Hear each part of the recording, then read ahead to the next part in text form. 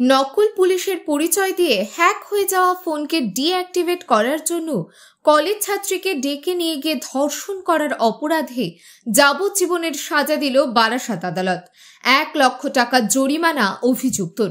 মধ্যমগ্রাম থানা এলাকার এক কলেজ ছাত্রীকে 14/5/2022 তারিখে দত্তপুকুর থানার দেবাশিস বাবুর পরিচয় দিয়ে ফোন করে অভিযুক্ত। মধ্যমগ্রাম থানার বিক্রম বাবুর কাছে যেতে বলেন ওই ছাত্রীকে। ফোন ডিঅ্যাক্টিভেট করার জন্য তাকে এবং তার বাবাকে ডেকে পাঠানো হয় মধ্যমগ্রাম থানায়।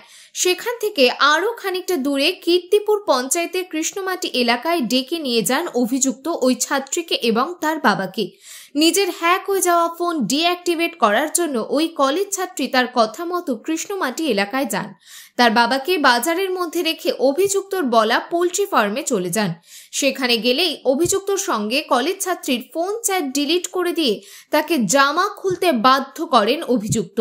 তারপর তাকে জোরপূর্বক ধর্ষণ করে অশ্লীল ভিডিও তৈরি করে তাকে ভয় দেখান। ভয়ে আতঙ্কে পরিবারের কাউকে কিছু না বললেও পরবর্তীতে আবার ওই অশ্লীল ভিডিও পাঠিয়ে পুনরায় তাকে ডেকে পাঠান অভিযুক্ত। তখনই ওই কলেজ ছাত্রী মধ্যমগ্রাম থানায় গিয়ে অভিযোগ দায়ের করেন। 17/5/2022 তারিখে অভিযোগ দায়ের হওয়ার পর 24/5/2022 তারিখে বাহার আলী নামে তাকে গ্রেফতার করা হয়।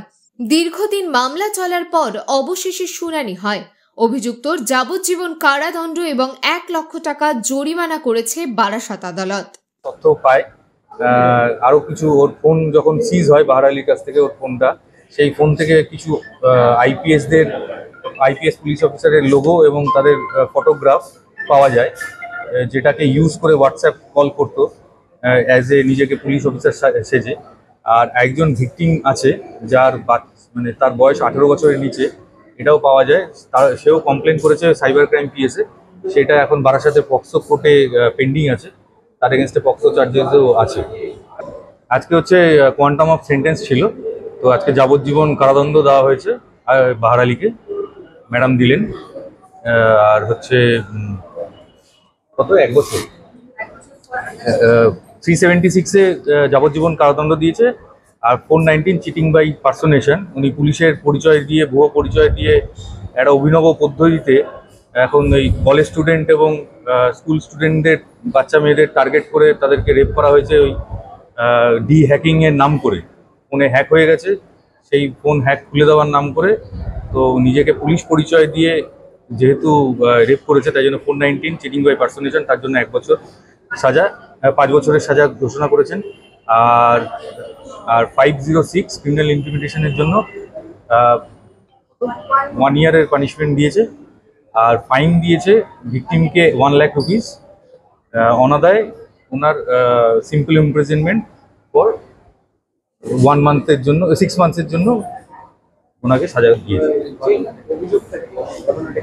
ঘটনাটা হয়েছিল 14/5/2022 তারিখে, তার আগে থেকেই 14/5/2022-এর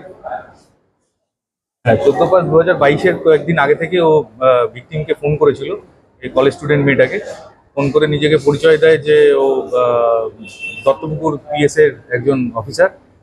তারপর পরবর্তীকালে আবার কমিউনিকেশন করে তাকে বলে যে তোমার ফোন হ্যাক হয়ে গেছে, তোমার ফোন থেকে বিভিন্ন অবসিন ফটোগ্রাফ এবং ভিডিও বিভিন্ন হোয়াটসঅ্যাপ গ্রুপে ছড়িয়ে যাচ্ছে, তো তোমার ফোনটাকে ডিহ্যাক করতে হবে। তোমার বাড়ি যেহেতু মধ্যমগ্রাম পিএসের আন্ডারে, তাই জন্য মধ্যমগ্রাম থানায় তুমি দেখা করো 14 তারিখে।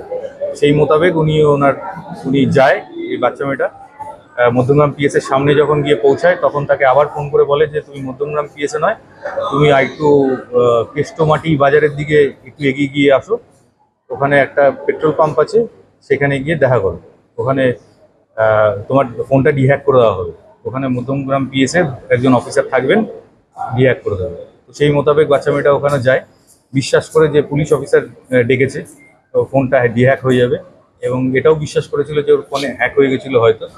কিন্তু পরবর্তীকালে যখন যায় ওনার কাছে পৌঁছায় পোল্ট্রি ফার্মে, তখন এই বাহার আলী তাকে তার ফোনটা কেড়ে নেয়, তার ফোনটা নিয়ে নেয় ডিহ্যাকের নাম করে, দিয়ে সমস্ত যা ডেটা ছিল এবং তার সঙ্গে যে হোয়াটসঅ্যাপ কমিউনিকেশন এবং কনভারসেশন ছিল, কল হিস্ট্রি সব ডিলিট করে দেয়। দিয়ে তারপর তাকে ভয় দেখানো হয় যে অনেক ছেলেপিলে এখানে আছে, তুমি যদি নিজে থেকে জামা কাপড় খোলো তো ভালো, না হলে সবাই মিলে রেপ করা হবে। তো সেই মোতাবেক বাচ্চা মেয়েটা ভয় পেয়ে যায়। তখন সেই সুযোগে এই বাহার আলী তাকে রেপ করে এবং তার নেকেড ভিডিও বানায়, দিয়ে বলে যে এই ঘটনা যদি কাউকে বলা হয় তাহলে এই ভিডিওটা ভাইরাল করে দেওয়া হবে। তারপর পরের দিন যখন কোনো রকমে ও কাঁদতে কাঁদতে ওখান থেকে চলে যায়, বাড়িতে কাউকে জানায়নি, তার পরের দিন তাকে হোয়াটসঅ্যাপে আবার ওই নেকেড ভিডিওটা তাকে পাঠিয়ে তাকে বলছিল আবার তাকে দেখা করার জন্য। সে ভয় পেয়ে যায় এবং ডিলিট ফর এভরিওয়ান করে দিয়েছিল, মানে ভিডিওটা পাঠিয়ে সঙ্গে সঙ্গে আবার ডিলিট করে দেয়।